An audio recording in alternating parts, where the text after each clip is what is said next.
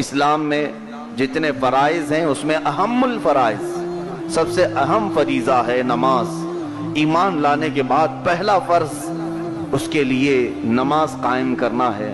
اور الحمدللہ میرے رب کا یہ احسان ہے، صفوں میں بیٹھنے کے وقت ہم اگل اور بغل والے کو دیکھ کر کے نہیں بیٹھتے کہ میری کیٹیگری کا آدمی بیٹھا ہے یا میرے سے چھوٹا بیٹھا ہے۔ فقیر بھی پہلی صف میں آ جاتا ہے، بادشاہ بھی اگر کھڑا ہو تو صف میں کھڑا ہو جاتا ہے۔ یہی ہمارا اعتقاد اور یہی مساوات کا درس اللہ رب العزت نے پورے قوم مسلم کو عطا فرمایا۔ آ گیا عین لڑائی میں گر وقت نماز، قبلہ روح ہو کے زمین بوس ہوئی قوم حجاز۔ ایک ہی صف میں کھڑے ہو گئے محمود و ایاز، نہ کوئی بندہ رہا نہ کوئی بندہ نواز۔ یہ اسلام ہے، یہاں بندہ نواز یا پھر غلام صفوں میں برابر کے کھڑے ہیں، کندھے سے کندھا ملا ہے۔ یہ برابری کا اگر کسی کے اندر سبق ملتا ہے، دنیا کے بہت سارے ہال بھی دیکھے ہیں جہاں کی بکنگ ہوتی ہے تو پہلے کی سیٹیں ریزرو ہوتی ہیں امیروں کے لیے۔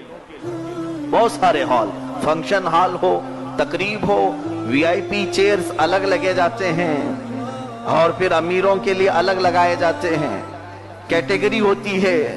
اور پھر جو عامت الناس ہوتے ہیں، عوام، ان کے لیے الگ سے چیئر مل گئی تو ٹھیک ہے، نہیں تو کھڑے رہو۔ فنکشنوں میں یہی ہوتا ہے، تقاریب میں یہ ہوتا ہے، لیکن الحمدللہ آج تک کسی بھی مسجد میں وی آئی پی کوٹا ریزرو نہیں ہوا ہے۔ یہاں وی آئی پی وہ ہوتا ہے جو سب سے پہلے آتا ہے، چاہے وہ غریب گھر سے آیا ہو یا امیر گھر سے آیا ہو۔ الحمدللہ یہ میرے رب ذوالجلال کا دیا ہوا مساوات کا درس ہے جو دنیا کی کسی مذہب نے قائم کر کے نہیں دکھایا۔ دنیا میں آج آپ دوسرے مذاہب کا بھی مطالعہ کر سکتے ہیں، دیکھ سکتے ہیں۔ خود ہم ہندوستان میں رہتے ہیں، پوجا پاٹ کرنے والی قوم ہمارے آس پاس رہتی ہے، ان کے ہاں بھی خاص طور پر ان تمام چیزوں کا اہتمام ہے۔ ہر کوئی مندر میں ہر جگہ نہیں جا سکتا، کچھ لوگوں کے لیے خاص ہے۔ پوجا کی چیزیں دلت لوگ نہیں پکڑ سکتے، پوجا کے پاٹھ وہ نہیں پڑھ سکتے، مقدس کتابیں وہ تلاوت نہیں کر سکتے۔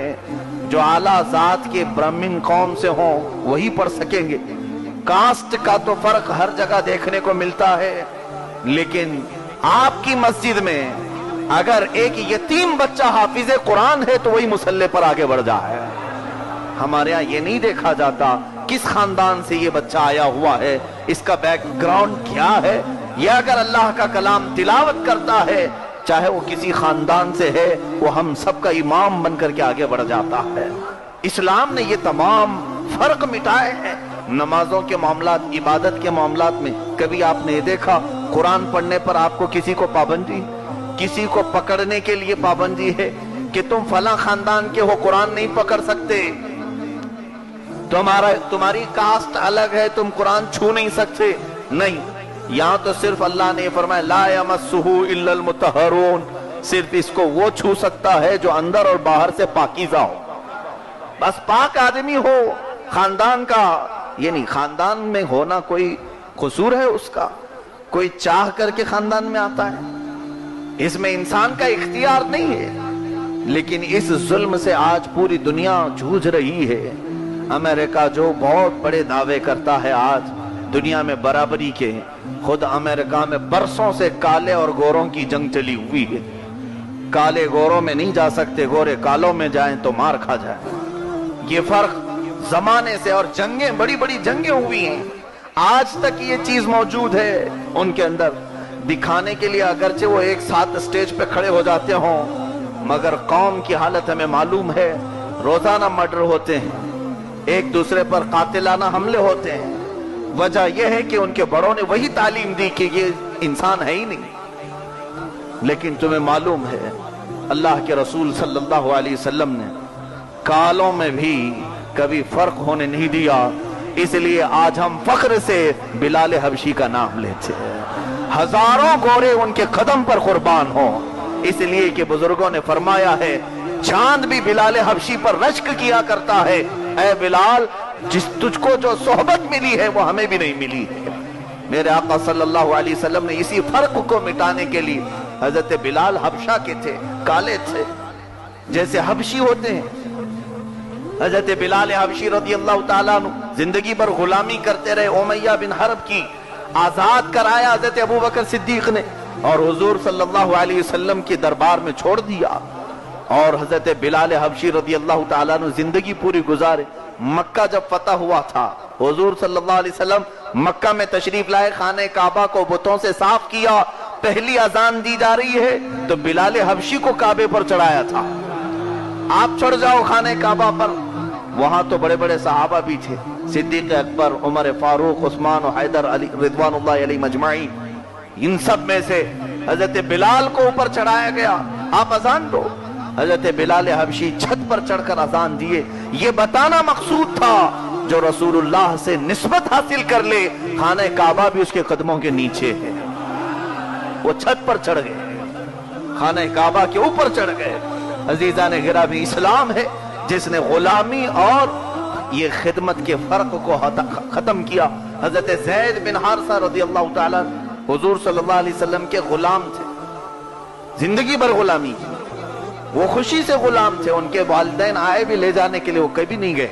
حضرت زید کہتے ہیں میں نے غلام اور آقا کے بہت سارے واقعات سنے کہ آقا کیسے غلام کے ساتھ سلوک کرتا ہے، کہاں کہاں اس سے کیا کیا کام کرواتا ہے، لیکن میری زندگی بیت گئی، رسول کریم صلی اللہ علیہ وسلم نے مجھے اف تک نہیں کہا۔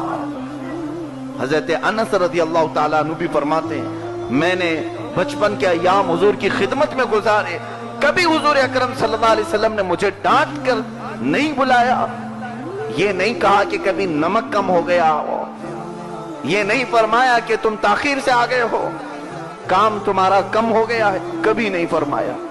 یہ اللہ کے حبیب صلی اللہ علیہ وسلم ہیں جنہوں نے ہمیں مساوات کا درس دیا ہے، برابری کا درس دیا ہے۔ ہمارے اندر سے جو غرور کے کیڑے ہیں، یہ نخوت اور گھمنڈ کا جو نشہ ہے، اسے نکالنا ہوگا۔ ہم میں سے کوئی افضل نہیں کسی سے، ہم سب کو اللہ تعالیٰ نے مٹی سے بنایا ہے، اور اسی کا حکم دیا گیا ہے کہ ایک دوسرے سے افضل اپنے آپ کو نہ سمجھو، حقارت سے کسی کو نہ دیکھو۔ روزوں کو بھی اللہ نے اس لیے فرض کیا ہے تاکہ سال بھر کھا کر کے تم اچھی غذائیں سوتے ہو، ایک مہینہ بھوکے رہ کر غریبوں کی بھوک کا احساس پیدا کرے۔ حضرت عمر فاروق رضی اللہ تعالیٰ عنہ کے زمانے میں معاذ بن جبل رضی اللہ تعالیٰ عنہ یمن سے زکوٰۃ کا مال جمع کر کے مدینہ بھیجتے ہیں۔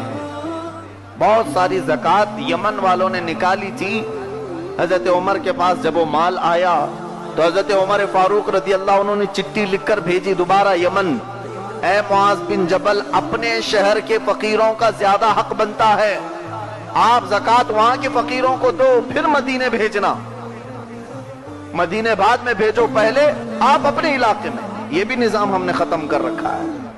زکوٰۃ بعض کی نکلتی بھی ہے، کہاں جا رہی ہے؟ بہت دور دور جا رہی، دلی، راجستھان، یو پی، بہار پہنچ گئی، اپنے پڑوسی بھوکے مرتے ہی رہ گئے، رشتہ داروں تک تو کوئی پہنچ ہی نہیں سکا، بہت دور دور زکوٰۃ بھی پہنچی۔ یہ بھی نظام نہیں ہے۔ حضرت عمر فاروق رضی اللہ تعالیٰ عنہ نے واپس بھیجا یمن، دوبارہ حضرت معاذ بن جبل نے ایک اور خط لکھ کر کے پھر بھیجا حضرت عمر فاروق کے پاس، امیر المومنین، یمن کی زکوٰۃ جو نکلی یہاں کے پورے فقراء مساکین کو بانٹ دیا گیا اور سب امیر ہو گئے، پھر بچا تو میں مدینے بھیجا، اب یہاں لینے کے مستحق کوئی نہیں رہ گئے، زکوٰۃ کے مستحق یمن میں کوئی نہیں ہے۔